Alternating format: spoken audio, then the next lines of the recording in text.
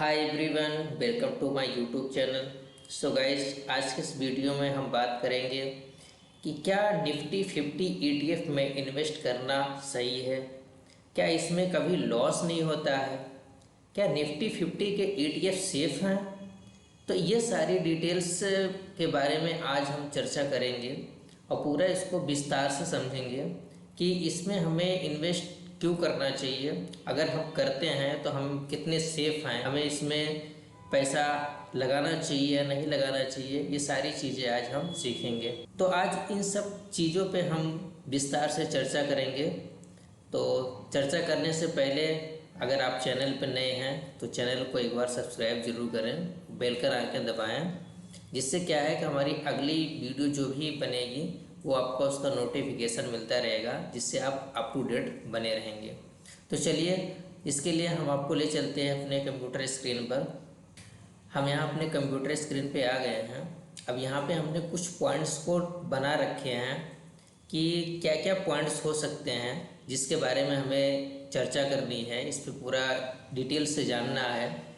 क्योंकि अगर आप निफ्टी 50 के ETF में इन्वेस्ट करना चाह रहे हैं तो आपको ये वीडियो अंत तक देखना है, स्किप नहीं करना है, नहीं तो आप बहुत सारी जानकारी को मिस कर जाएंगे। तो पहला हमने कुछ पॉइंट्स बना रखे हैं, इस पे हम विस्तार से अभी बात एक एक पॉइंट पे करेंगे। तो इसमें है निफ्टी 50 ETF इन्वेस्टिंग। क्या सचमुच निफ्टी 50 ETF में इन्वेस्ट करना सेफ है। क्या इसमें कभी भी लॉस नहीं होता है। पूरी हिस्ट्री समझते हैं विस्तार से। इसमें हमने पहला पॉइंट बना रखा है, कम बजट से इन्वेस्टमेंट शुरू करें। जी दोस्तों, कम बजट से इन्वेस्टमेंट शुरू करें, इसको कैसे समझते हैं, इसको हम आपको डिटेल्स में समझाएंगे और एक एक पॉइंट को अच्छी तरीके से बताएंगे कि क्या क्या है। जो हमारा पहला ऑप्शन है कि कम बजट से इन्वेस्टमेंट शुरू कैसे करें। जो निफ्टी 50 ETF होता है, निफ्टी 50 का मतलब होता है कि जो अपने देश की यानी अपने भारत की जो टॉप 50 कंपनियां हैं उनका एक जो अपने भारत की टॉप 50 कंपनियां हैं वो निफ्टी 50 में आती हैं। तो निफ्टी 50 का मतलब हुआ है कि जो अपने देश की टॉप 50 कंपनियां हैं उनको हम निफ्टी 50 बोलते हैं।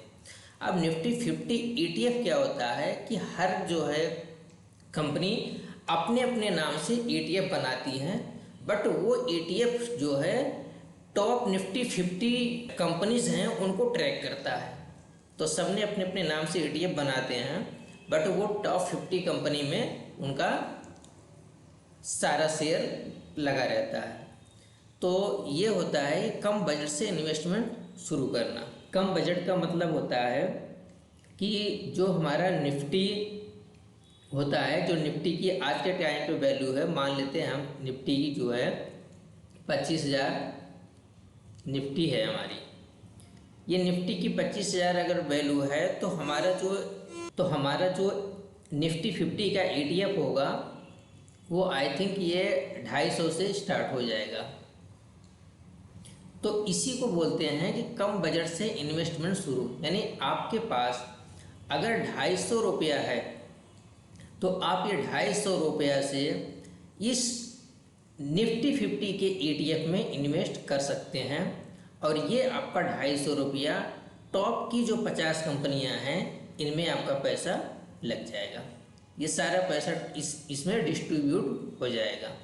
तो इसी को कहते हैं कि कम बजट से इन्वेस्टमेंट शुरू। यानी कि जो निफ्टी की वैल्यू है 25,000 रुपया, उसकी जो ETF की वैल्यू होगी, उस निफ्टी 50 के ETF की जो वैल्यू होगी वो 250 के करीब में स्टार्ट हो जाती है। इसलिए इसको बोलते हैं कि आप कम बजट से भारत की टॉप 50 कंपनियों में इन्वेस्टमेंट शुरू कर सकते हैं। इसका मतलब ये होता है। नेक्स्ट पॉइंट है हमारा डाइवर्सिफाइड पोर्टफोलियो।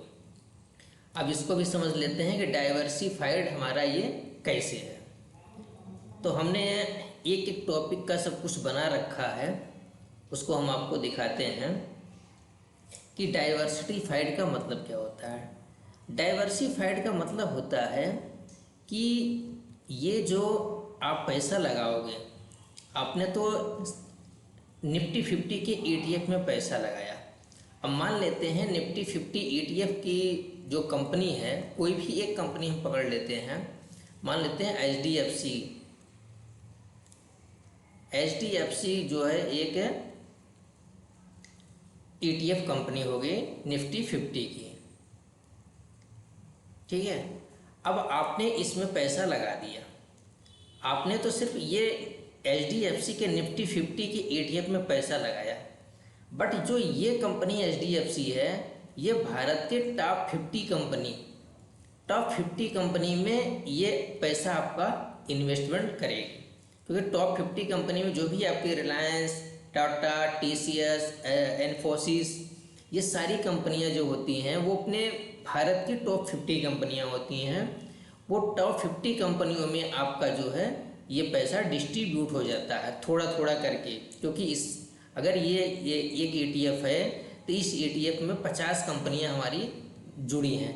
अब ये 50 कंपनियों में हमारा थोड़ा थोड़ा पैसा, सारा शेयर इसमें लग जाता है। तो इसी को बोलते हैं कि आपका जो पोर्टफोलियो है वो डाइवर्सिफाइड पोर्टफोलियो हो जाता है, जिससे कि आपका पैसा आप थोड़े अमाउंट से स्टार्ट करते हैं, वो पैसा आपका डिस्ट्रीब्यूट हो जाता है टॉप 50 कंपनियों में। इसी को कहते हैं डाइवर्सिफाइड पोर्टफोलियो। थर्ड है हमारा अनबायस्ड इन्वेस्टमेंट। अब सर ये अनबायस्ड इन्वेस्टमेंट क्या होता है? अनबायस्ड इन्वेस्टमेंट क्या होता है? अनबायस्ड का मतलब होता है, क्योंकि आप जो पैसा लगा रहे हैं निफ्टी 50 के, उसमें 50 टॉप कंपनियां होती हैं, उसमें से एक दो कंपनी खराब प्रदर्शन कर सकती है, एक दो कंपनी की वैल्यू खराब हो सकती है, दिवालिया घोषित हो सकती है, बट सर सारी कंपनियों की दिवालिया घोषित नहीं हो सकती, सारी कंपनियों की परफॉर्मेंस खराब नहीं हो सकती है।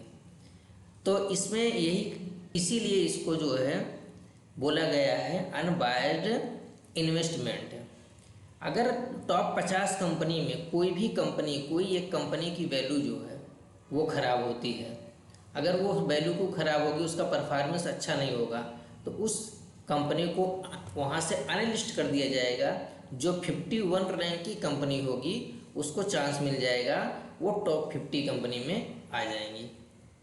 तो इससे क्या हुआ कि जो टॉप 50 का हमारा एक बंडल है ये ऑटोमेटिक हमेशा बरकरार रहता है। अब टॉप 50 कंपनियां इसमें रहती हैं, इसलिए इसमें कोई संदेह नहीं होता है कि आपका पैसा जो सारी कंपनियों में डिस्ट्रीब्यूट होता है, तो वो वहाँ से कोई भी कंपनी अगर खराब प्रदर्शन करेगी तो वो उस लिस्ट से हटा दी जाएगी। जो 51 नंबर या नंबर की कंपनी रहेगी उसको इस लिस्ट में शामिल कर दिया जाए। इसी को बोलते हैं अनबायस्ड इन्वेस्टमेंट। आई थिंक ये आपको क्लियर हो रहा है कि मैं आपको क्या बता रहे हैं।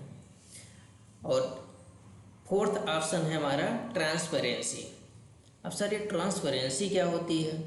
अब इसको भी हम समझ लेते हैं, विस्तार से समझ लेते हैं, क्योंकि सारी टॉपिक पे हम। अब सर ये ट्रांसपेरेंसी क्या है?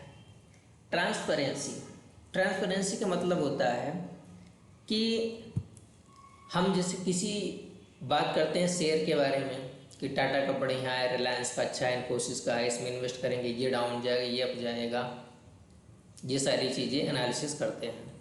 बट यहाँ पे ट्रांसपेरेंसी का मतलब होता है कि हमें वो सारी चीज़ों पे ध्यान नहीं देना है कि हमारा टाटा बढ़िया है, रिलायंस बढ़िया है, कि इन्फोसिस बढ़िया है, क्या है, कुछ नहीं। क्योंकि हम जो पैसा लगा रहे हैं वो अपने देश की इकोनॉमिक पे पैसा लगा रहे हैं, क्योंकि ये जो टॉप 50 कंपनियां हैं ये हमारे देश की इकोनॉमी को रिप्रेजेंट कर रही हैं। तो हम आज अगर हमारे इस इकोनॉमिक की जो भी वैल्यू है, सपोज दैट हम 10 मान लेते हैं, तो आगे चल के 10 साल में ये तो 70% तो होने होना है, ये तो श्योर है। क्योंकि आगे कोई भी चीज़ जाएगी, टाइम जैसे इंक्रीज होगा, टेक्नोलॉजी बढ़ेगी तो इकोनॉमिक भी बढ़ेगी। तो आज अगर ये 10 है तो कल तो 70 होना है। कंपनी कोई परफॉर्मेंस खराब करेगी तो कंपनी वो अनलिस्ट लिस्ट होती रहेगी, बट वो टॉप 50 कंपनी का जो गुच्छा है, जो बंडल है, वो बरकरार रहेगा। बट यहाँ पे क्या है कि इकोनॉमिक भी तो हमारी बढ़ेगी, और हम पैसा कहाँ लगा रहे हैं? अपने देश की इकोनॉमिक पे। तो सीधी सी बात है कि आज अगर हम इसमें इन्वेस्टमेंट कर रहे हैं तो कल को हमें तो प्रॉफिट होना ही होना है। इकोनॉमिक तो आगे जानी जानी है। इसी को बोलते हैं ट्रांसपेरेंसी, कि हम जो पैसा इन्वेस्ट कर रहे हैं निफ्टी 50 के ETF में, वो अपने देश की इकोनॉमिक की जो टॉप 50 कंपनियां रिप्रेजेंट कर रही हैं उनमें पैसा इन्वेस्ट कर रहे हैं। अब ये टॉप 50 कंपनियां कभी तो लॉस हो नहीं सकती, क्योंकि अगर इन पे आँच आती है कोई तो देश की इकोनॉमी पे बहुत बड़ा संकट पड़ता है। बट ऐसा होता नहीं है, किसी देश में आज तक हुआ नहीं है। बट ये 100% श्योर मैं कह भी नहीं सकता, क्योंकि फ्यूचर की तो हम एक गेस कर सकते हैं, बट जो एक रिकॉर्ड चल रहा है उस रिकॉर्ड पे चीज़ों को एनालिसिस करते हैं। बट हाँ, ये बिल्कुल नो ना ना ना ना के बराबर होता है। ये होता है हमारा ट्रांसपेरेंसी। तो आई थिंक ये भी चीज़ें आपको क्लियर हो गई कि हम जो एक एक टॉपिक पे बात कर रहे हैं वो सारी चीज़ें आपको क्लियर समझ में आ रहा है। अगला है इसमें कि रिस्क ना के बराबर है। अच्छा, अब ये रिस्क ना के बराबर कैसे है, ऑलरेडी मैंने डिस्कस कर चुका है कि ये रिस्क हमारा ना के बराबर इसलिए है क्योंकि हम जो पैसा लगा रहे हैं किसी एक कंपनी में तो लगा नहीं रहे हैं। कि अगर हमारी एक कंपनी जो है, कोई भी एक कंपनी मान लेते हैं कि अगर हमारा TCS है, अगर हमारी TCS जो है एक कंपनी का परफॉर्मेंस ख़राब हो गई तो हमारा तो पैसा क्या है, टॉप 50 कंपनियों में लगा है। तो अगर एक कंपनी का परफॉर्मेंस ख़राब हो रहा है तो अगली जो टॉप 50 कंपनियां हैं वो तो उनका परफॉर्मेंस ठीक रहेगा, और जिसका परफॉर्मेंस ठीक है उसको अनलिस्टेड करके जो 51 नंबर की होगी उसको जोड़ दिया जाएगा। ये तो टॉप 50 हमारा ऑलरेडी बना रहेगा।